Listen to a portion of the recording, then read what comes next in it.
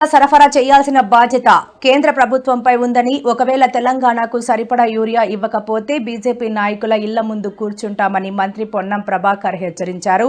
రాష్ట్రానికి సరిపడా యూరియా వచ్చేలా బీజేపీ ఎంపీలు కృషి చేయాలన్నారు.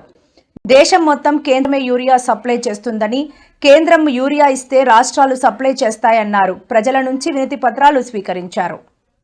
రాష్ట్ర ప్రభుత్వ శాఖ తరఫున గౌరవ మంత్రులు, ముఖ్యమంత్రి గారు అనేక సందర్భాల్లో తెలంగాణ రైతాంగానికి అవసరమైన ఎరువుల సరఫరా చేయమని అనేక సందర్భాల్లో డిమాండ్ చేస్తా ఉన్నాం, కోరుతా ఉన్నాం.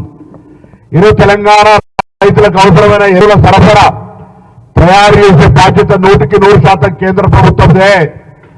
ఈ రాష్ట్ర రైతాంగానికి ఎరువులు సరిగా సరఫరా చేయకపోతే భారతీయ జనతా పార్టీ నాయకుల ఇళ్ల ముందర ధర్నాలు చేస్తాం, కూర్చుంటాం. గ్రామ ప్రజలు, గ్రామాల్లో ఎవరైనా భారతీయ జనతా పార్టీ నాయకులను చెప్పేటోళ్ళ ముందర నిలబడి ఎరువుల సరఫరా కేంద్రం బాధ్యత రాష్ట్రం మీద మీరు తోసి మీరు రాక్షసానందం పొందే ప్రయత్నం చేయొద్దనేటువంటి మాట కోరుతా ఉన్నా. మళ్ళీ చెప్తాను, తప్పకుండా రాష్ట్ర ప్రభుత్వం నుంచి అన్ని రకాల